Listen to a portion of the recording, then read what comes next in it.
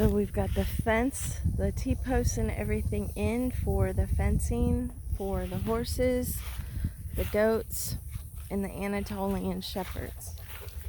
Everybody's going to be out there.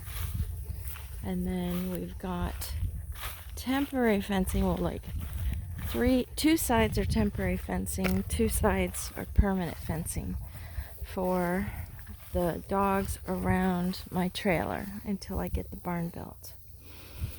And then this area here, which is about at least 2, maybe 3 acres right here. This is like I'm standing right where the animal barn is going. And then up there on the hill is going to be my house. Yay! And about where that brown grass is, that's going to be the swimming pool. Yay! Got the driveway going through that gate right there up to the house. So this whole area here is going to be fenced in.